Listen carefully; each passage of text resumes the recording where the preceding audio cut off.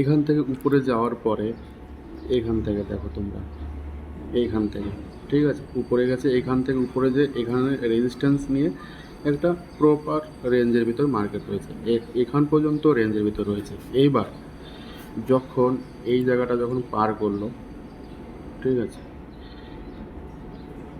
এই জায়গাটা যখন পার করলো, পার করে উপরে গেল, ঠিক আছে, রেজিস্ট্যান্স নিয়ে আবার নিচে এলো, আসার পর আবার এখান থেকে সাপোর্ট নিয়ে উপরে গেল, যে এটা ভাঙতে পারিনি, ঠিক আছে, এটা ভাঙতে পারিনি, একদম প্রপার প্রাইস অ্যাকশন, যে হাইটা ভাঙতে পারিনি, হাইয়ের নিচে এসে আবার সাপোর্টে এলো, সাপোর্ট নিয়ে আবার উপরে গেল। এইবার দেখো এখান থেকে যখন মার্কেটটা যখন বারবার বারবার এখান থেকে যখন মার্কেটটা যাচ্ছে, তো হায়ার হাই বানাতে, লোয়ার হাই বানাতে বানাতে, হায়ার হাই লোয়ার হাই বানাতে বানাতে মার্কেট যাচ্ছে, ঠিক আছে, গিয়েছে এখান থেকে একদম প্রপার মার্কেট রেঞ্জের ভিতরে রয়েছে, কোনো অসুবিধা নেই। এখান থেকে উপরে গিয়ে যখন নিচে যখন এসছে, এখানে যখন এসেছে, ঠিক আছে, এখানে যখন এসছে, এখান থেকে দেখো এই যে গেল উপরে, যাওয়ার পরে এই হাই আর এই হাইটা দেখো, এখানেই সেলার, এখান থেকেই মার্কেটটা নিচে পড়বে, সেটা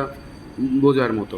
কারণ কি এখান থেকে যখন তুমি দেখবে তখন দেখবে সাপোর্ট, এখানে সাপোর্ট, এখান থেকে দেখো লোয়ার লো বানাতে বানাতে আসছে, ঠিক আছে। এটাকে একটু জুম করে দেখাই, এটাকে যদি জুম করে যদি দেখা হয়, দেখো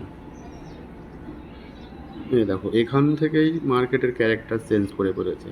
এই যে সাপোর্ট, এখান থেকে গেল উপরে গিয়ে রেজিস্ট্যান্স নিয়ে নিচে এলো, ঠিক আছে, নিচে এসে আবার যে উপরে গেল, যাওয়ার পরে এখানে সেলার বেশি বেশি অ্যাক্টিভ, এই পর্যন্ত যেতে পারেনি, আর এটা ভাঙার পরে তারপর তো এই পর্যন্ত যাবে, এখানে উপরে যাচ্ছে, যে এখানে আধা পর্যন্ত এলো, বলটাকে তুমি যখন নিচের দিকে উপর দিকে যখন ছুঁড়ে মারবে, তখন নিচে যখন পড়ে তখন দেখবে ওর গতিবেগ কমতে থাকে, ঠিক আছে। প্রথম যখন পরে একটু উপরে যায়, তারপরে যখন একটু পরে একটুখানি কম যায়, এই করতে করতে একদম প্রপার ও থেমে যায়। তো এটাও সেম টু সেম সেই রকম, এখান থেকে উপরে গেল, দেখো এখানে সেলার অ্যাক্টিভ, ফির এখান থেকে নিচে নিয়ে এলো, এখানে বায়ার আসছে, কিন্তু এই যে হাইটা এটা ভাঙতে পারিনি, ঠিক আছে। এখান থেকে উপরে গেল, নয়া হাই লাগালো, এখান থেকে আরও নিচে এলো, এসে এখান থেকে নিচে এসে আবার উপরে গেল, চলো রিটেস্ট নিতে, যাওয়ার পরে এখান থেকে এই পর্যন্ত আস্তে আস্তে একবার বাউন্স করেছে, দুবার বাউন্স করেছে, তিনবার বাউন্স করেছে, চারবার বাউন্স করেছে,